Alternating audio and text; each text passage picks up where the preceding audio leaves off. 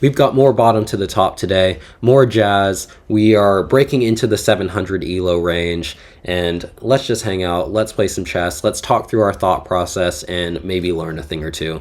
Let's get into it. All right, let's load in. Yeah, so last episode we went from 679 elo, and then we were up in the 700s, like 720. I think it was plus 50. And we mouse slipped. We're not accepting a draw. Sorry. We mouse slipped our queen away last episode. I don't know if y'all could see that, by the way, but Sidig59, the person we're playing right now, offered a draw, which we opted not to do. Okay, putting the knight out on f3. Should at some point be playing d3 or d4 now. Okay, very good.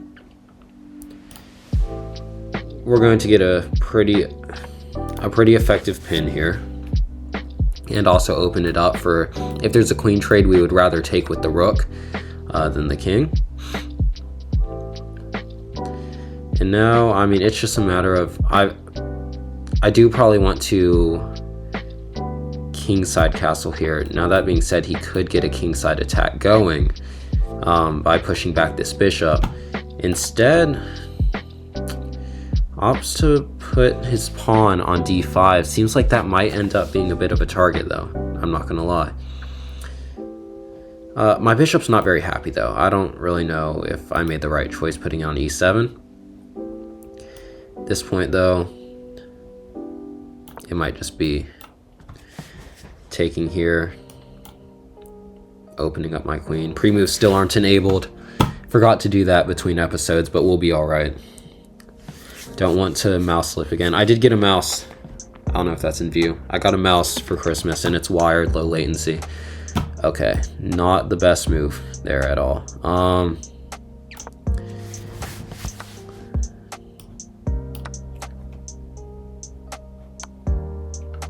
Okay, see, so I had this knight back here to take. If he had traded and then put the bishop here, then I couldn't have done those trade-offs.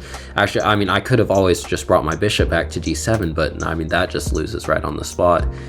Just loses again.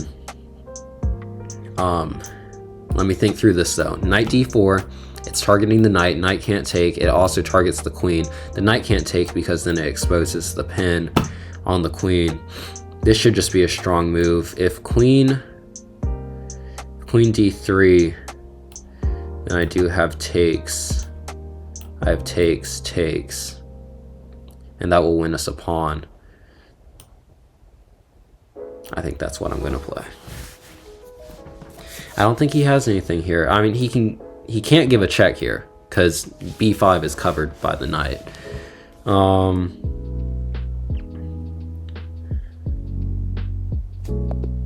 Okay, game abandoned.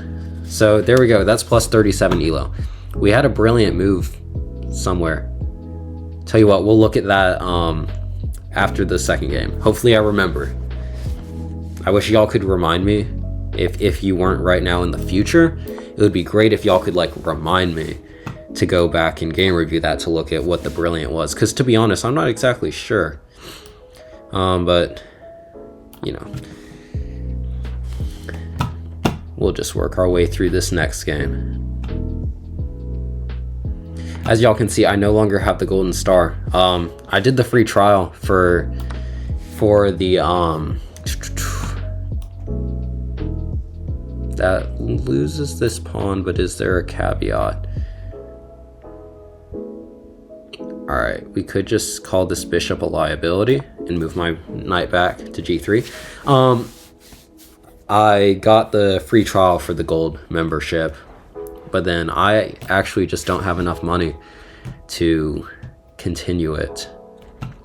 So that'll be a work in progress. Hopefully we'll be able to do well enough on this channel that we can get situated and not have to worry about that stuff. That would be incredible. Put this here, getting ready to castle, protecting the pawn on d4. This will allow us to put our bishop here without losing this pawn as well. This can stare down his king side, and I wouldn't recommend him castling queen side. Okay, see, now I don't like what he's doing at all, because pushing pawns on your king side, so that makes it seem like you're not castling king side, but you've opened up your queen side already. So where is he castling? Now, with him already having pushed so many pawns there, it does make me a bit concerned to castle on that side, but I can choose to castle wherever I want. He doesn't necessarily have that freedom right now. And none of these came to squares. I mean, they couldn't safely.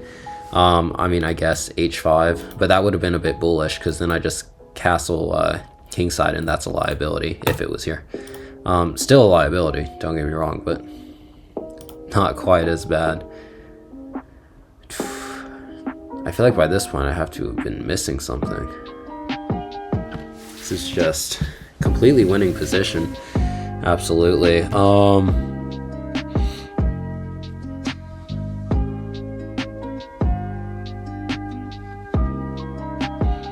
That knight can come out.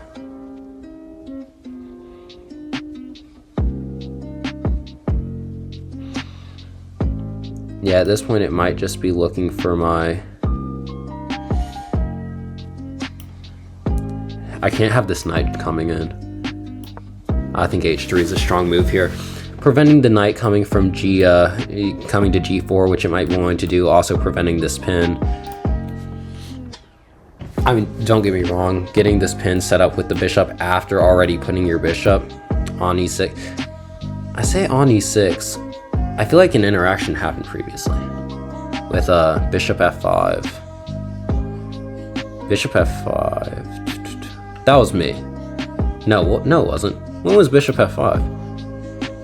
Okay, yeah, so it went to f5 initially, and then went back. So then putting it on g4 for the pin that we're talking about, yeah, that would just be a mess. Get our queen now to d2 and start targeting this pawn if he was to kingside castle. If he was to kingside castle, we would be completely winning right now. Our knight would come in. This knight is covering h7, which would prevent, if my queen was to make it to h6, it would prevent mate on h7. On h7. But we still have plenty of ideas to work with, especially now. Yeah. This is easy to take.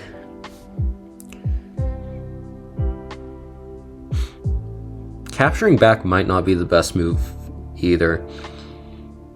And this is the difference, you know, you can go watch content creators, you know, like Hikaru, like Gotham.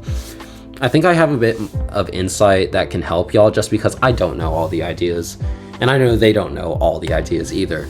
But kind of having moments like this where, you know, I don't know what's best for my opponent. You know, Levy on Gotham Chess would be able to tell you immediately, you know, oh, taking is better for black because, and I don't know. But that what that's going to do is y'all don't know either. So I'm not teaching y'all the best moves. I'm kind of showing y'all, as a 1700 rated player, peak 1845, how does my thought process go as someone who doesn't know everything about chess. And I'm going to choose to, this is a hard choice to make.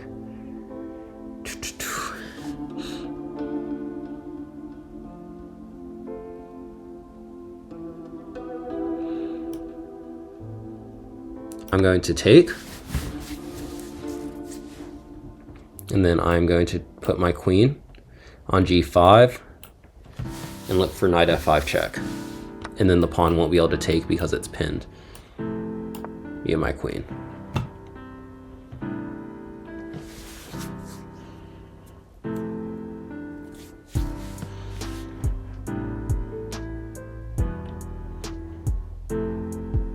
You know, and then if I can get knight f5 here, can't take, you know, and then if the king runs back, then I have then I have queen h6, and I don't know how if he plays king g8, that might just be game, because then I don't know how he stops.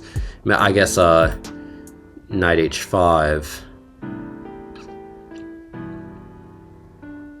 But do I not? But then my other knight can come to g5, and this is the knight that was previously protecting h7. So then he would have to play here, and then I don't know, just a winning position. That's where my mental stops. He sees that though. Great job to him. Now that doesn't. His queen's protected on the back rank, so he doesn't necessarily have to worry about that. I mean, what's the idea here?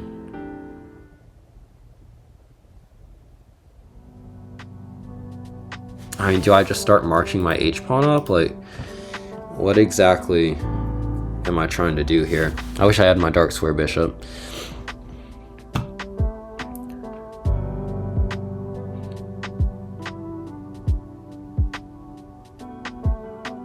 Okay, his bishop is getting trapped right now, though. That's something we have to talk about. But g2 is not protected. So I could put my knight on h4 and then look to play c4. And that would be his bishop gone.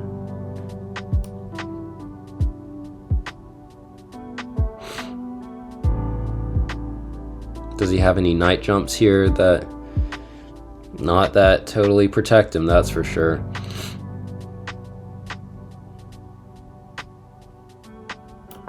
Yeah, I think that's going to be a good move in this position. I mean, he has like rook h8.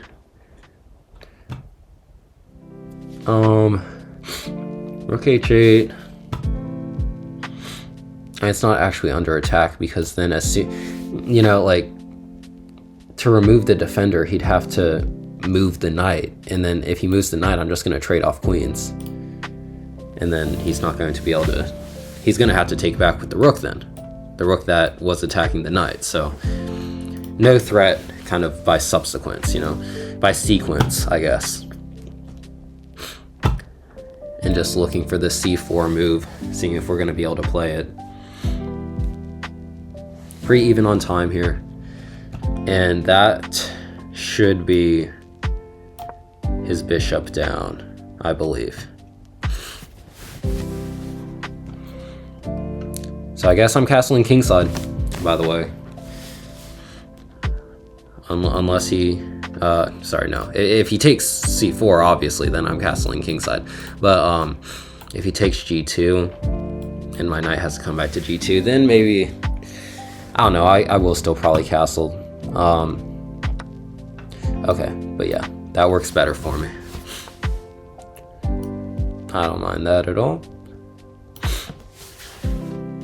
And plenty of ideas here. I mean, even just sacking one of these knights. Hold up. Let's see. Here, takes. King could go to... The king could go to h7, but then it's queen h6, king back to g8, and then queen g7 mate. Or I don't want to mouse slip like I did last time. Or it's here takes.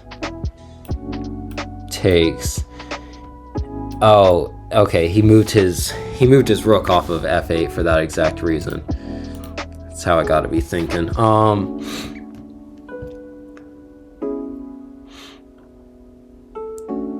And I can just be looking to. I mean, a queen trade here would obviously be phenomenal. It would get him an open d file. But with a simple queenside castle, actually, could avoid all that. I don't know what the idea here is, though. Do I want to keep my queen here? That's a question. What's the move here? I've kind of given y'all my thought process. Now it's just a question of, do I trust my own thought process? And I'm gonna say yeah. I mean, up an entire bishop. Yeah, trading pieces is going to be a good move, and I can't be doubting that. Okay, good. Get these pieces off the board. Takes.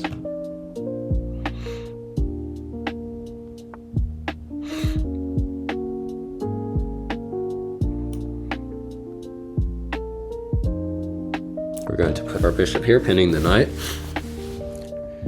And then if takes, we have bishop b5, rook b8, bishop a4, rook takes, and then rook b3 might be a good move there. I mean, or just take. Oh well, no, sorry. Here, okay. That's a move I didn't see coming, to be honest.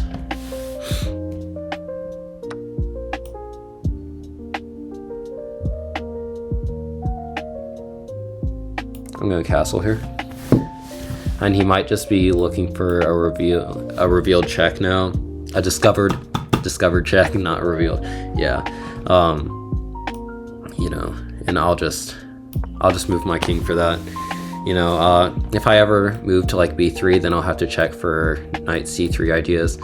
But until that happens, I'm completely fine. This pawn is also just not the greatest threat for me. Like, I know it's a passed pawn and it's protected, but no, not a concern.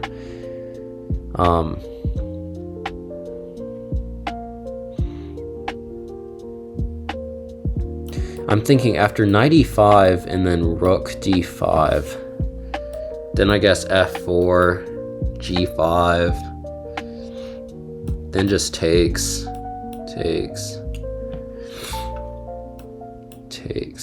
So that one, I need to bring my king over too eventually. Maybe just start kicking the knight.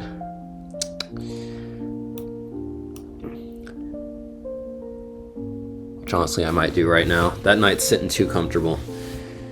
It's time to make a move. Okay, I mean, yeah, attacking f2, obviously, but not a grand old threat at all. I'm just gonna go here. Watch for d2, maybe? I don't know. I don't know what his idea here is. We are down on time though, so now it's just a matter of pushing.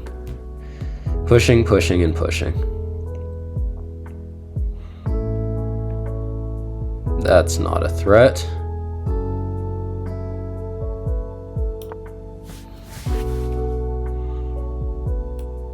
If here, then just takes.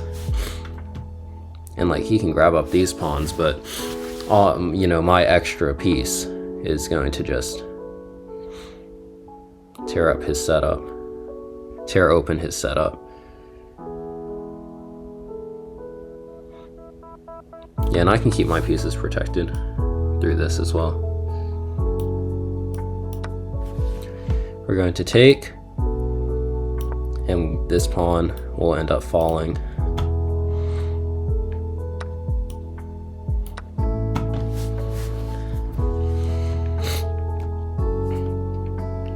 This music kind of makes me sleepy, I'm not gonna lie. Avoid more rook checks. Try to get this rook up to the 7th rank as well and just apply that pressure. That's what's going to be important here. Obviously can't play. He might start looking to move his king, especially since it's kind of intuitive that he needs to get that f pawn out of the way, and he can't as long as my rook is staring down his king on this rank. So we could see maybe king h6, king f6. Not king f6, because then he'd know that that's blocking his pawn. And yeah, you're protecting the pawn, but you know, pressure. That's what I have here. I have a bunch of pressure, and this just isn't going to work out for Rohan's king. Still a minute. I'm down to a minute and a half now, so you know, there's definitely some degree of urgency. I hung this pawn. Why'd I don't know why I hung the pawn.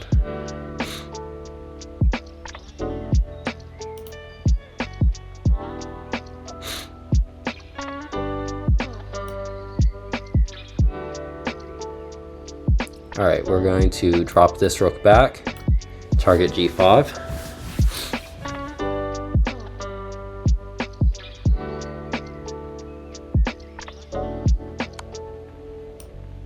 Alright, I mean, it's just a check.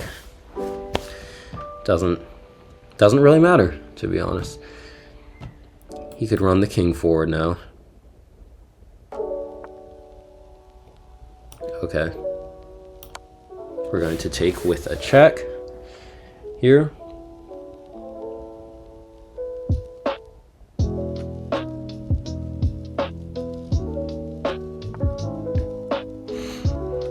Okay, I mean, that's a move.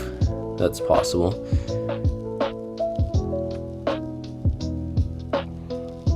Okay, what I'm worried he might do now is like move this rook and then try to play, but after rook c8, I'm threatening mate on h8.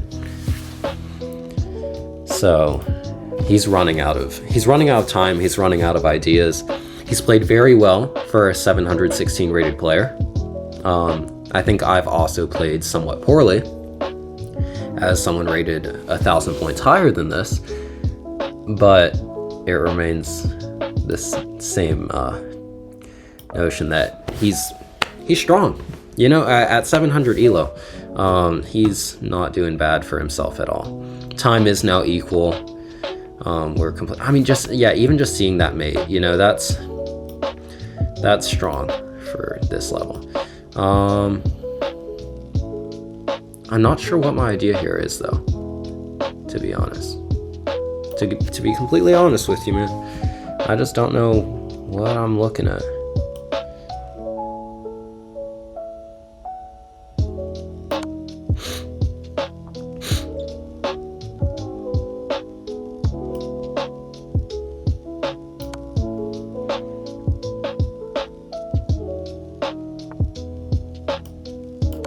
There we go. All right, got some rewards for that. And now let's go to the game review for the first game. I didn't forget, I remembered you. You didn't have to remind me from the future. Let's go look at it.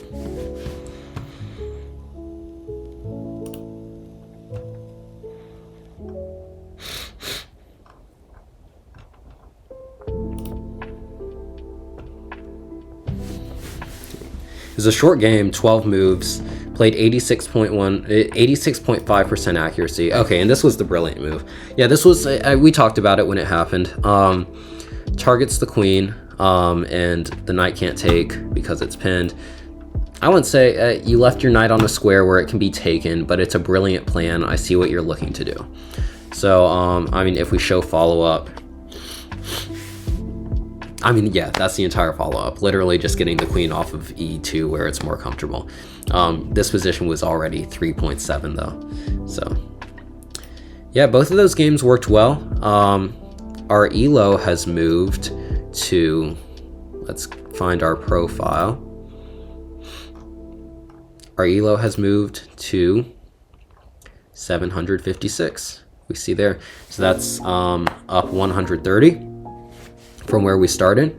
We're now in the 69.5th percentile, and that's just going to keep on rising. We do have a loss now since last episode, that little mishap, but you know, we're going to keep on climbing. Hopefully 800s next video, very possible. And yeah, I mean, I'll see y'all next time. Thanks for hanging out.